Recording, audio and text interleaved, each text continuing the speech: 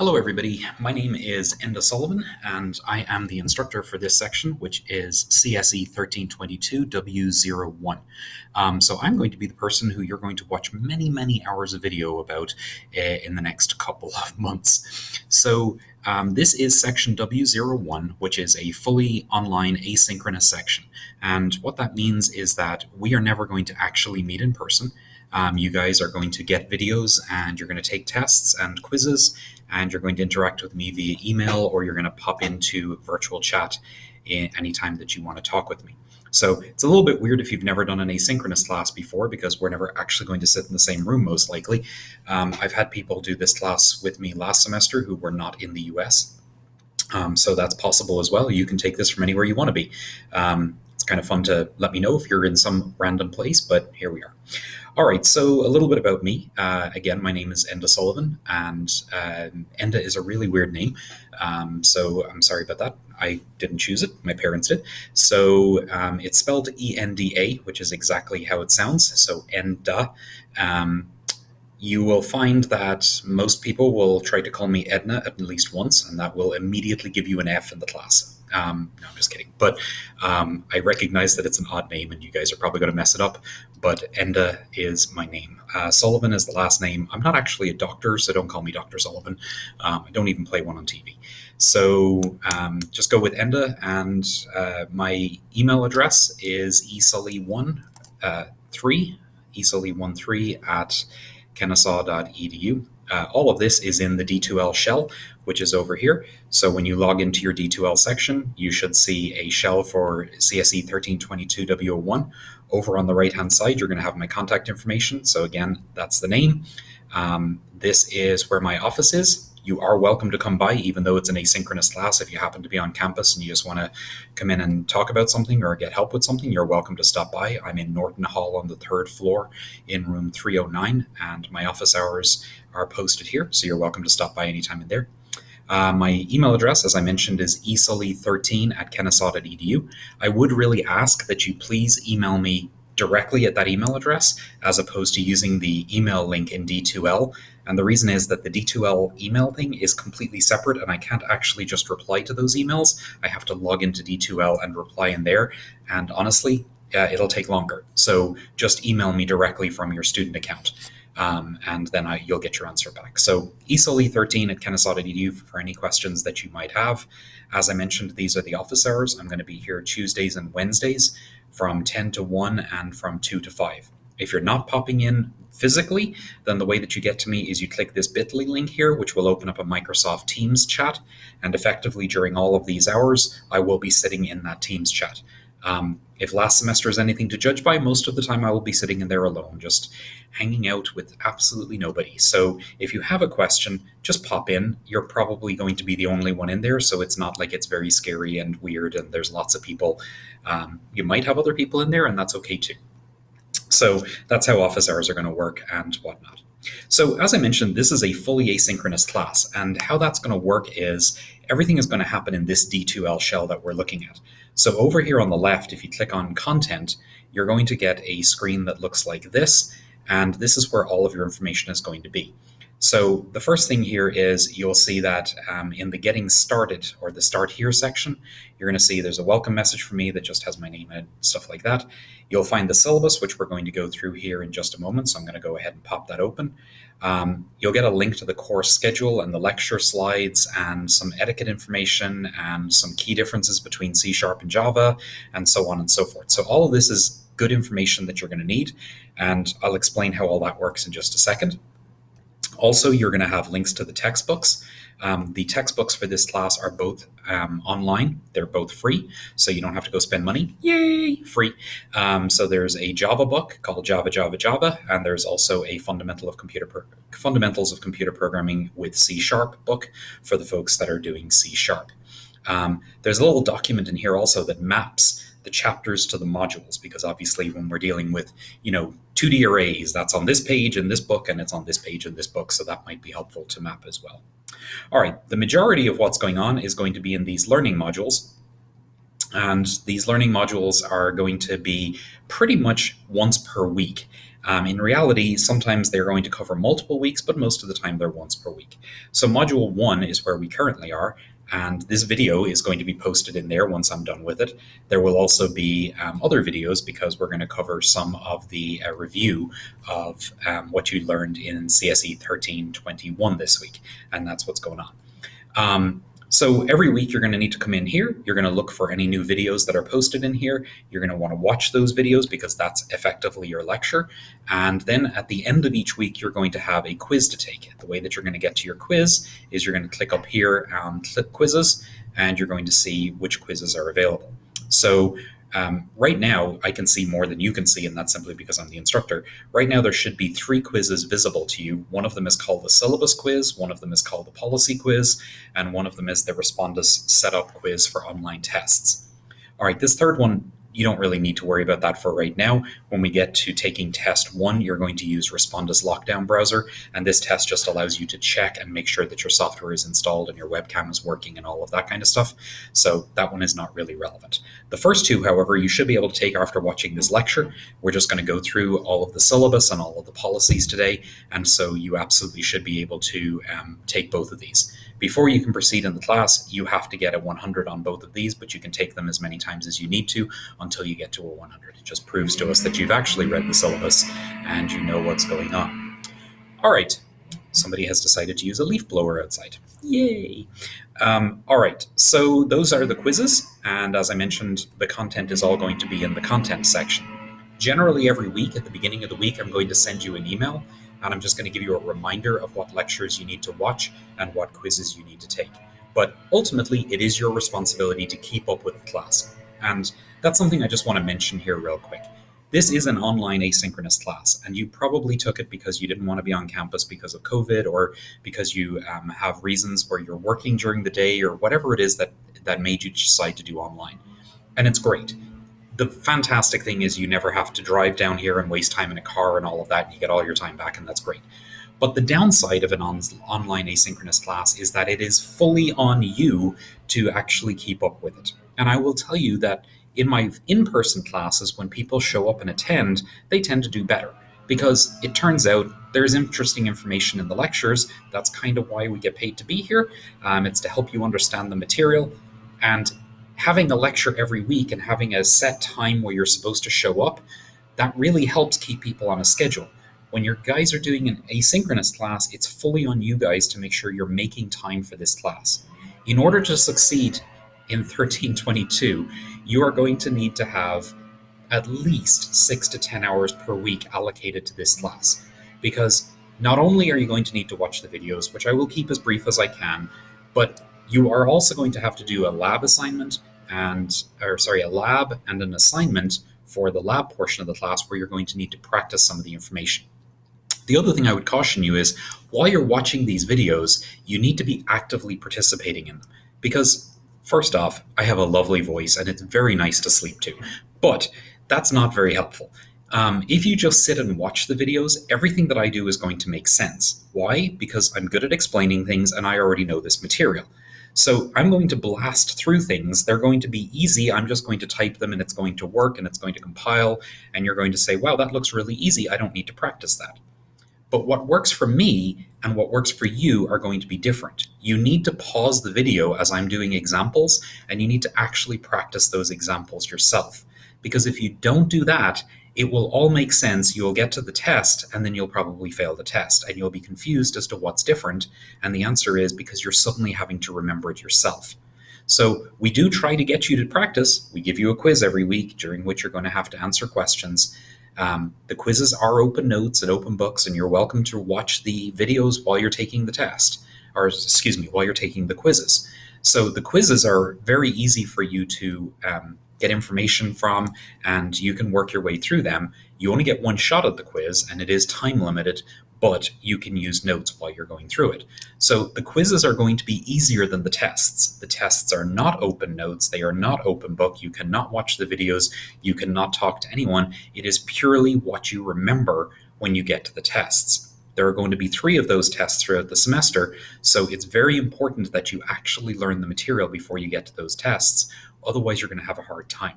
The quizzes count as 25% of your grade in total. The tests count as 75% of your grade in total. So it is very important that you actually practice. I know that sounds like I'm just preaching, but you really need to do that. Just pause the videos as we're going through them and do the examples yourself and make sure that they make sense. So anyway, that's how this is going to work. You're going to come in here every week. You're going to go to content. You're going to see the new video from me. You're going to watch the video. You're going to practice as we're going through the video. At the end of the video, whenever you feel comfortable, you're going to start the quiz. Once you start the quiz, you will only have one attempt on the quiz. So make sure you're ready to do it once you start, because you can't stop and go back and do it a day later. You get one attempt. So make sure that you are absolutely ready to go when you are ready to start the quiz, and that you have an hour of time allocated to it where you're not going to get interrupted and you can actually get the quiz knocked out. You're going to keep going through that. If you get to topics that you don't understand in the lecture or things that don't make a whole lot of sense, then you're going to come to office hours and you're going to ask questions from me. Separate from this lecture section, you also probably have a lab section. You should have enrolled, in addition to CSE1322, which is this, you should also be in a lab. There are many different labs, and it depends on which type of language you are learning.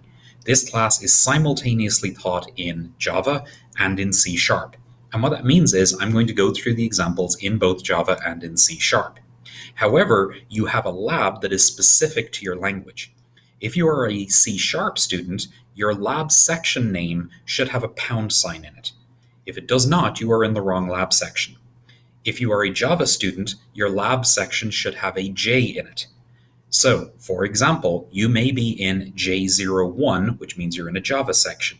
You may be in WJ1, which means that you are in Web, which is an asynchronous online, Java 1. You may be in £01 or #01, and that means you're in a C# section. So if you are in the wrong section, you have drop add day, which is coming up here in a couple of days, before which you can drop and switch to the other section. And you can work with your advisor to get moved over if you're having a hard time getting into the section you need to get into. But make sure you're in the right section, because otherwise all of your labs are going to be graded in the language that you signed up for. So if you sign up for a Java section, all of your labs are going to be graded as if you know Java.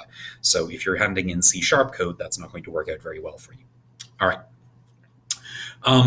So as far as the class is concerned, as I say, when I'm going through lecture, I'm teaching you the topics. I'm giving you an overview of how they work, and I'm going to do examples. I'm going to do them both in C# and in Java most of the time, or I'll tell you that they're exactly the same, because it turns out that, declaring an integer variable is the same whether you're in C# or in Java. It's the same code, so I'm not going to write it twice just for the sake of it. When you get into your lab, you're actually going to do a lab every week, where you're going to have to code something, and you're then going to have to do an assignment every week, where you're also going to have to code something. Both of those are going to be due at 11:59 on Sunday night. So you will have basically a week. You should be able to knock out the lab while you're in lab. They're meant to be about an hour long, and the assignment is your homework effectively from lab. So there's a little weirdness that I need to cover here about who you go to when you have questions. So these are technically two separate classes. I may be listed as the instructor on your lab, and I certainly am listed as the instructor on your lecture, but you're actually going to have a TA who teaches your lab. So everything to do with the lab, you need to start with your TA. And what I mean by that is, when you take the lab, when you do the lab assignment in lab, your TA is going to be there. They're going to help you with any questions that you have during the lab. When you leave and you go home and work on the assignment, if you have a question about the assignment, you need to go to your TA first and try to get answers from your TA. If you, for whatever reason, reach deadlock with your TA or you have a problem, then you're welcome to reach out to me, but you need to start with your TA first. I'm always going to refer you back to the TA. And you might say, why? That seems awfully rude. Why don't you just help me? And that's the whole point of being an instructor. Well, the answer is I have 400 of you this semester, so I just cannot keep up with that volume of email. And in order to guarantee that you guys get a quick response, you need to start with the lab TA for anything related to the lab. Anything related to the lecture, you're absolutely welcome to come to me. You're learning the same material in both places because we're covering the same topics. That's the whole point. It's just that the lab is the more practical version. But anything that you have that is a lab question, you need to start with your lab TA. And then again, if you have a problem or you're in deadlock with your TA for whatever reason, or there's an issue, then you go to the person who is listed as the instructor of record in Owl Express, which for some of you will be me, for some of you will be Mokhtar Hussein, which is the other professor who's teaching CSE 1322 this semester. Okay, so that's the breakdown of the class. So in lecture, to review, you're going to have videos from me every week. You're going to get an email from me every week telling you what to do for lecture, and you're going to take a quiz every week. 3 times you are going to take a test in here. They're going to be administered through D2L as well. They'll be in the quizzes section, and those tests are going to be worth 25% of your grade each. So test 1 will be 25%, test 2 will be 25%, and so on and so forth. And that's it for the lecture. In the lab section, which again, effectively a different class, you have a TA who's going to work with you. You're going to do a lab every week. You're going to do an assignment every week, and you're going to have a midterm and a final in there, which are separate from the final that you're going to have here in the lecture section as well. So that's how all that works. Most of the information that you're going to need, if it's not in the D2L shell, it's going to be on the FYE website. So ccse.kennesaw.edu/FYE gets you to the main website. There's some getting started information here, which you might want to flip through. And I'm just going to briefly go through some of the important things that are on this site. So the first thing to know is that the schedule is posted here on this site. And so you're in 1322. This is the lecture schedule, and down below it is the lab schedule. These may be updated as the semester goes on because, of course, things can change because, well, COVID and the world. But in general, you need to pay attention to what's going on in here. So, for example, week number 1, which is January 11th to the 17th, we are going to cover Module 1, which is going to be the welcome and the introduction, the review of the syllabus and policies. That's where we are doing in this video today. And then there's going to be another video where we're going to do a review of strings and 2D arrays and some other 1321 review stuff. At the end of this week, you need to take the syllabus and policy quiz, which are both due on January 17th, which is the Sunday of this week. So make sure that you do those. And again, you can take those 2 quizzes as often as you want until you get a 100. Next week, we're going to do Module 2, and that's going to cover these things. And then you'll have a quiz that's due at the end of week 2, and so on and so forth. You can see the test dates are highlighted here in yellow. This is the online section, so you're going to take your test on February 15th and 16th, March 24th and 25th, and your final exam, which will be scheduled based on the registrar whenever they come up with the schedule for final exams, which have not been finalized yet. So we'll let you know that closer to the end. So why am I listing 2 dates on here, February 15th and 16th? Well, for an online section such as this, we will give you 48 hours to take the test. So the test will become available most likely at midnight on the 15th and will be available to you until 11:59 p.m. on the 16th. You must take the test during that time. Once you start it, you'll have 1 attempt, and you'll have probably an hour, it's usually what we give you, in order to take the test. When you take the test, you will be doing it in a Respondus lockdown browser with webcam. So that means each of you must own a webcam. That is non-negotiable. You have to have a webcam to take the tests. If you do not have a webcam that works, then you are going to have to beg, borrow, or steal a webcam from somewhere. I would recommend not stealing. That's probably not a good thing to do. So go out, find yourself a webcam. You probably have one built into your laptop. You cannot take the test on a phone. So if you're thinking that you're going to use your phone's webcam, that's not an option. You must use a computer of some form because you're going to have to type code, and you can't do that on a phone. All right, so you will need to have a webcam. You'll need to have Respondus Lockdown Browser installed, so make sure that you can get that installed by February the 15th, and that's how the tests are going to be done. You can take it day or night. That's the good news. So if you're in some other time zone, you may be taking it in the middle of the night, and that's okay. It doesn't matter to me.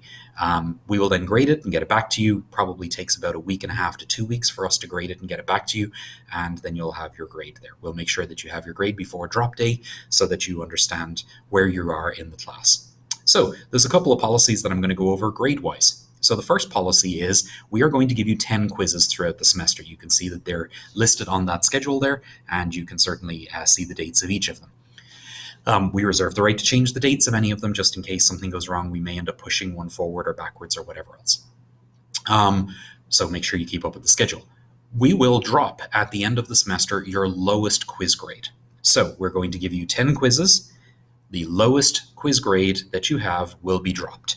which means that we will only grade your 9 best quizzes. So the good news is if you get the first 9 of them and you do really well, you don't even have to bother with the 10th one, which just saves you a little bit of time at the end of the semester.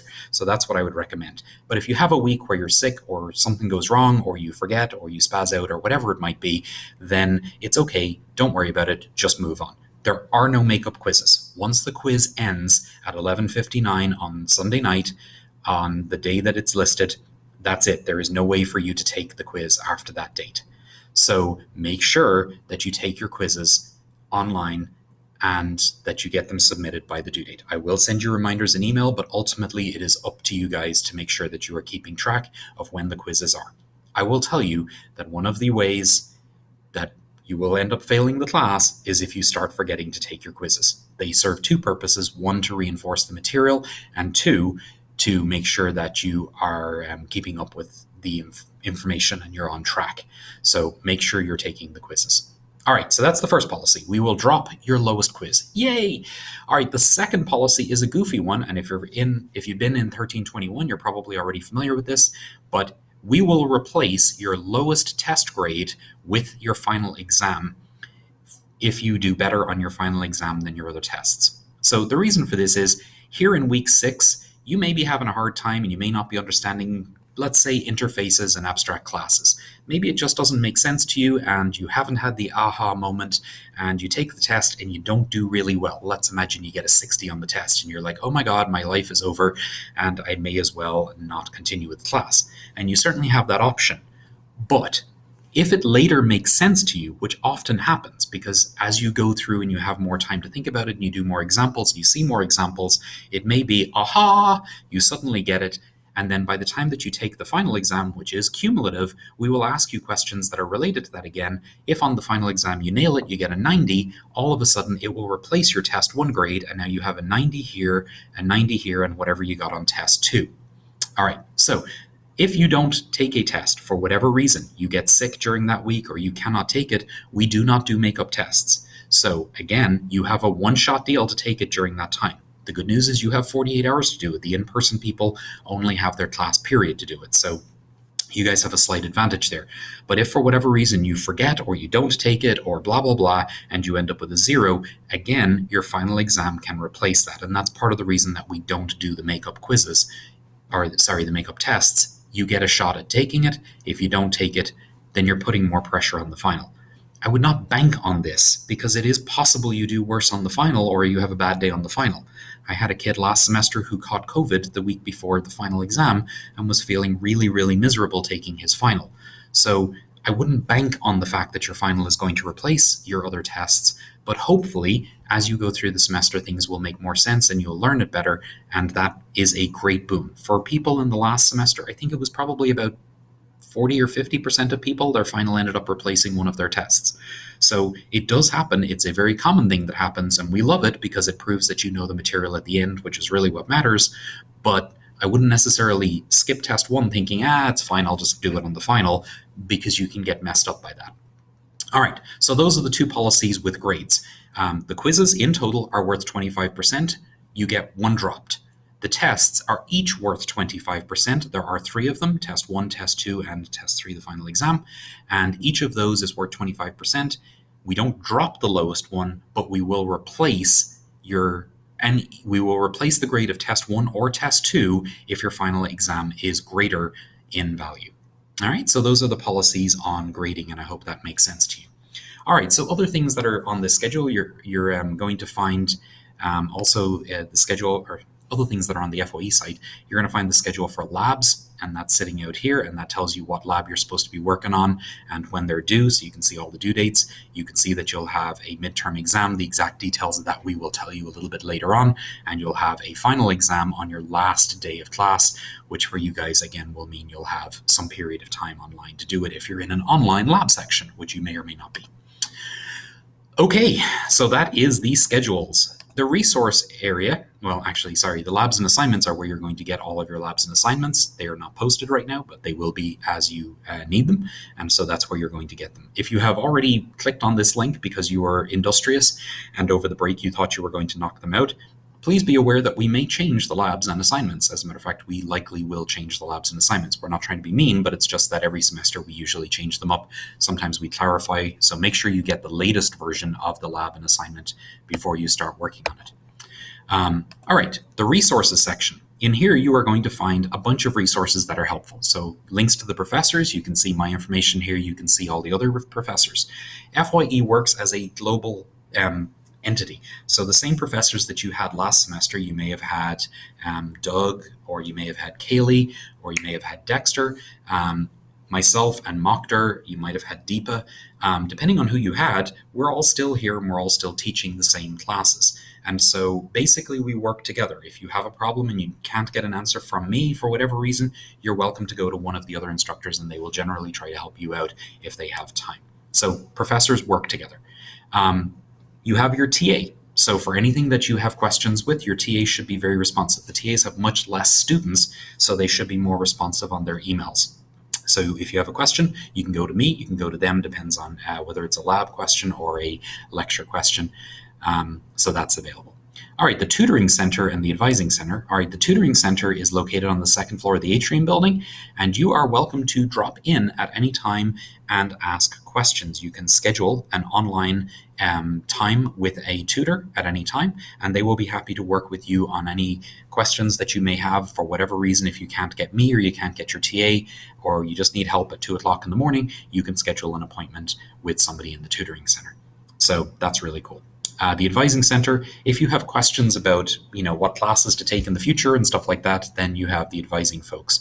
All right, I'll tell you this. I frequently get emails from folks where they ask me, what should I take next semester? And I can offer opinions, but I'm not an advising person. And the reason I say that is because I don't know all of the classes that are offered at KSU in every direction. And I don't know the ins and outs of all the prerequisites and whatnot. The folks in the advising center actually know all of that information because that's what they do for a living. So I'm always happy to help, and you're certainly welcome to ask, but there's a chance I will reply and say, I don't know. All right. Books. I've mentioned that the books for 1322 are right here. There's Java, Java, Java, which is the textbook that you're going to use if you're a Java student. And there's Fundamentals of Computer Programming with C#, which is what you're going to use if you're a C# student. All right, the lecture slides. Every week I'm going to teach to you from a set of slides. Those slides are published here. And so for 1322, we are currently going through the Welcome to FYE slides, although I know I haven't shown them a whole lot, but that's because this is a rambling welcome lecture. But every other set of slides that we're going to use is in here. Again, we do have the ability to update those. We sometimes find typos or mistakes in them, or find things that are a bit confusing, or we want to clean them up. So make sure you grab the most recent version of them if you're looking at them. All right, in here you have old exams. So we post in here example tests from previous semesters. We'll probably post the ones from last semester as well, but right now you can see the ones from spring 2020. And so this is a good place to go when you're getting ready to review for the final exam. I will also post a exam review video, and I will go through what's going to be on the exam, not the actual questions, of course, but what topics are going to be on there and help you practice. All right, so those are the old exams. That's helpful for that. Integrated IDEs, basically. For this class, if you are in Java, you will need to install IntelliJ. If you are in C#, you will need Visual Studio 2019. All right, now you might say, oh, but I prefer Eclipse, or I prefer some other random thing that I downloaded from somewhere else. That's cool, I don't care. However, when you're dealing with the labs, you have to turn it in the IDE of our choice. And the reason for that is because it may not compile in a different IDE. Java is pretty portable, but there are specific things that some IDEs do that others don't, and the way that it packages the files is different. So you are welcome to practice on anything that you want to practice on, and you're welcome to write code on anything that you want to write on. But ultimately, for your lab, when you turn it in, you better make sure you're actually doing it in our IDE, which is IntelliJ or Visual Studio. In the lecture, I am pretty much going to do all of my examples in something called Replit. If you have never been to Replit before, it's going to load up and it's going to give you a place where you can, well, apparently I have to log in again. It's going to give you a place where you can, that is not a good answer. Okay, well, great.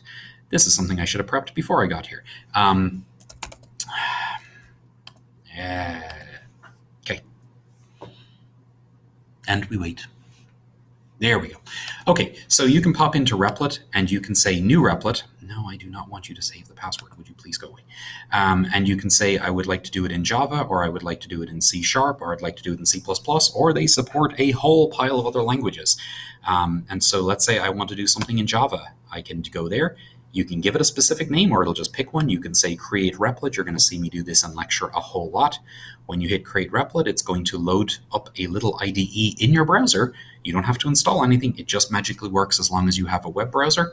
And in this window here, you have a place where you can type code. And in this window here, you have a place where you can get output. And if you hit the run button, it will execute that code, compile it, and run it over here, and you'll see the output.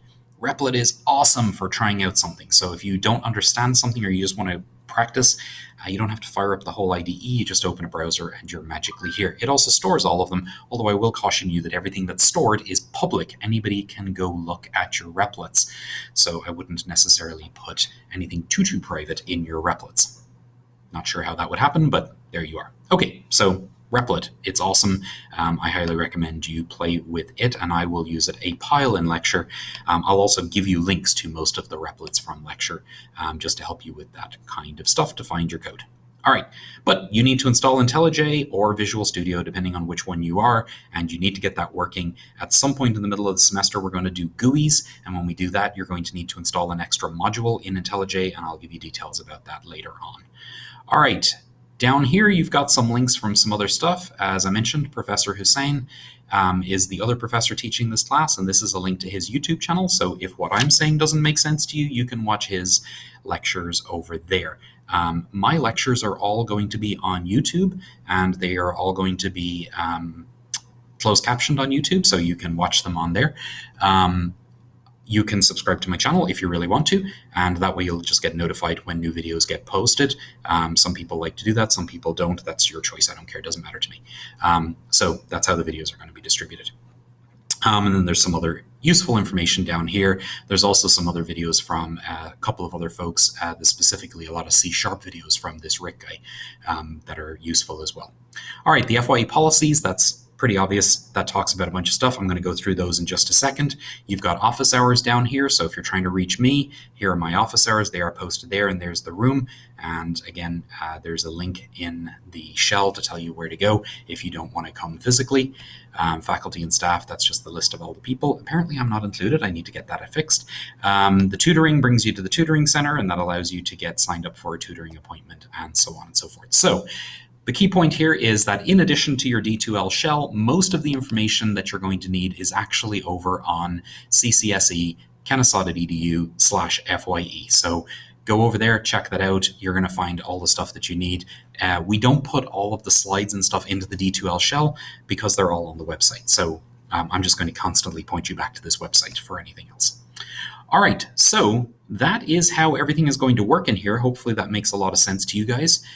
Quizzes, tests in here, content is going to be there, videos are going to be on YouTube.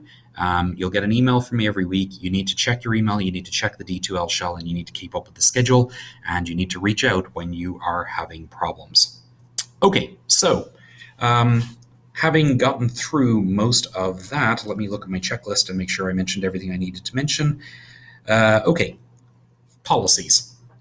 So one policy I've already mostly mentioned, which is we just don't accept late work. I'm sorry. There are 400 students in my sections. There's another 130 students taking this class simultaneously in Dr. Hussein's section. So there are over 500 of you taking this class right now. And as a result, we cannot have one-off policies. So FYE is taught and in a bulk way. Everybody's getting the same opportunities. Everybody gets the same thing. If for whatever reason you cannot do something on time, then it will get dropped, and that is your one drop. So don't use your one drop by being lazy, especially with the quizzes. Use your one drop for the week when you're sick or you have a problem. So that's your warning up there. There is no late assignments. So if you email me and say, my dog ate my laptop cord and I tried to post it and my internet was out and the lightning struck my house and I am on fire and I just don't know what to do, I'm going to tell you that's all very, very sad and you still get a 0. Sorry. It's just as simple as that. We don't accept late homeworks. We don't accept late assignments. We don't accept late quizzes. We don't accept late tests. You are responsible. You're an adult. You are in college. You need to follow the schedule and you need to keep up with everything. And if you don't, then you'll get a failing grade.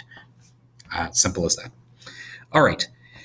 Email me if you have questions. You saw my email address is right there on the front of the D2L shell. If you have any questions, send me an email. I will respond to you within 48 hours. Within 24 hours, almost always. The only exception to that is if you hit me at a really weird time. Like if you email me in the middle of the night and the next day I'm just super busy for whatever reason, maybe you don't get it until 26 hours, but I'm pretty good about getting you an answer back quickly. I will say if you give me a very ambiguous email, where I'm not really sure what you're asking, it will take longer. So make sure that you explain what you're asking in your email and try to be clear about what you're asking. Also, if you could tell me what section you're in your subject line or at the top of the email, that will make my life a lot easier. Also, let me know whether you're asking me a question about lab or lecture if there's something specific about that. So just try to be clear in your emails and you will get a fast response. I do keep up with it and I make sure that I reply. If you don't want to send an email because you don't like that, then pop into the office hours, which again are down here. When you're in office hours, you're going to need to ask questions. So I've had people in previous semesters who just want to hang out, and that's cool. If you're lonely, come hang out with me. I will hang out with you, but I'm not going to talk to you unless we have something to talk about. So make sure you bring me questions or something that you just want to learn about or a general topic of something that's class related, hopefully. All right, so that's the office hours. Okay, so let's talk about cheating, because that's a fun topic. You are college students and you are taking this test, and I know that you are trying to do the least amount of work possible because, well, you're college students, and I get that. But here is the problem. It doesn't really matter whether you get this degree or not. It matters that you can get your first job. And realistically, why are you taking this class? It is so that you can get a job as a computer programmer or as an IT professional or as a security professional or whatever it is. And the reason that you're taking this class is because you're learning how to code. It doesn't matter that you got 100 on your test if you walk into the interview and you can't answer their questions. They will not hire you. It's as simple as that. So it is very important that you actually learn the material. You can cheat your way through this class, and there's a chance that we will catch you, and there's a chance that we will fail you. It is a pretty good chance, actually, because we're pretty good at figuring out when people do stuff. We are fully aware of Chug and all the other sites where you can go and look up answers and post things, and we know about Reddit, and we know that you all have GroupMes, and we know that you all talk to each other and send carrier pigeon notes to each other and whatever else. If you are doing any of that, it's only hurting you.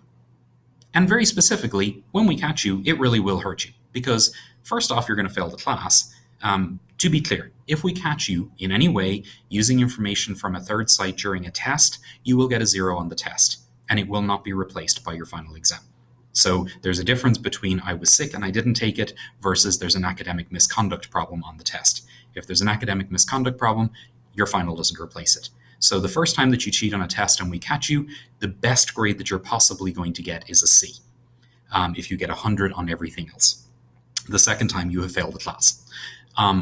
In addition to that, there are other repercussions that can happen to you at the college level. So academic misconduct is a real issue, and people really do try to do it. And last semester, I think we failed 20-something people. I don't remember the exact number, but it's somewhere in that range across the sections for 1322. We catch people all the time, because usually it's very obvious. You are not allowed, when you're taking the test, to have any help on the test. You cannot wear headphones, you cannot listen to any music or talk to anybody. Your room has to be empty and you have to be single-handedly taking the test with no help from anybody else. We've seen all of the clever things that people try to do, and we know about them, and we will find you and we will fail you. So don't do it, don't risk it, it's not worth it. And honestly, you're just cheating yourself anyway. And I know you don't care and you're saying, oh, I don't care, I'm going to get an A in the class and then I'm going to move on and get my degree. I know a bunch of people who who tripped their way through college and end up working at a grocery store. And there's nothing wrong with working at a grocery store. I think it's a perfectly fine thing, but then why are you paying all this money to be in this class? So don't do it. You've been warned. You're also going to get another video from our program coordinator who's going to talk about this same topic here in a couple of days. All right, so that's the cheating topic. Bunch of fun. Most of your assignments are going to be due at 11:59 on Sunday nights. I will tell you that you need to plan ahead. Don't leave things till the last minute because stuff happens. Power went out in my house today. Why? Because probably a squirrel jumped into a transformer box. I have no idea. But that can happen at 11:58, and you can be banking on the fact that you're going to turn it in at 11:59, and then you're going to come and tell me, but this squirrel killed himself last night and I couldn't turn in my homework. And I'm going to say, that is very sad for the squirrel, and you still get a 0. So don't leave things till the last minute. You have a week to do stuff, do it early. Get it submitted, at least get it submitted halfway through, so that if something goes horribly wrong, at least you got half the points, right? So don't leave things till the last minute in general. All right, you are responsible to keep up with the schedule and this. I've said all of that before, and I think that has all been beaten into the ground. All right, so COVID, it's a thing. And if you do show up in person, I would ask that you wear a face mask when you're talking to me. I'm alone in this office right now. That's why I'm not wearing a face mask. When I do the videos, I tend to not have anyone in the room, so that makes life easier. So I think that is all of that. Last topic is pseudocode. When you took 1300 or 1321, which you got hopefully a B in before you got here, you did a lot of stuff in pseudocode. And that's cool, but we're not doing that anymore. Why are we not doing that anymore? Because this is a programming class at this point. So at this stage, everything that you turn in needs to be in actual C# language or Java language. So the homeworks, the quizzes, the tests, all of that kind of stuff, you need to make sure you're writing in an actual language. So I will occasionally use pseudocode in lecture just to explain a concept, but I'm generally going to give you the example in C# and or Java as well. So there is all of that. So say bye-bye to pseudocode. I almost said say bye-bye to Java. Don't do that. Okay, so that is the intro lecture. Hopefully that made sense to you. Make sure that you go through the syllabus and read through that. I'm going to just give you the highlights. That's the name.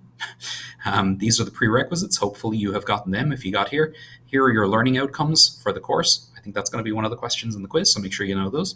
Academic policies are all posted here, and communication policies I've mentioned, the textbooks, the slides, the resources, the grading and how that's done, lowest quizzes dropped, final exam will replace test 1 or 2, no makeups, no late homeworks assigned, no extra credit. If you end up with a C in the class and you email me and say, but please give me a B, I'm going to say I'm really sorry.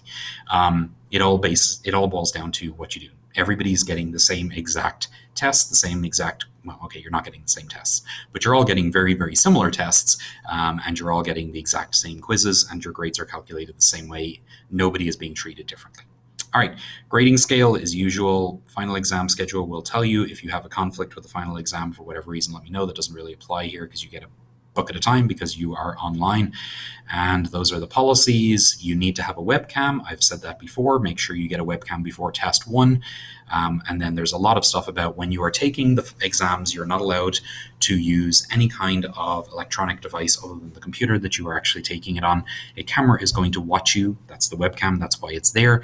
As you take the test, it's going to make sure that you're maintaining eye contact with the screen that you're taking the test on. You're going to take the test, and AI watches you the whole time. If you turn away too often from the camera, it's going to flag you. We're going to manually review it, and if we feel like you were talking to anyone in the room, or if we feel like you were looking away at a phone or at another computer that's in the room, or your notes that are on the table or something like that, then you'll be flagged for academic misconduct. When you take the test, it is you and the computer that you're taking the test with, and the only thing you can look at is the test.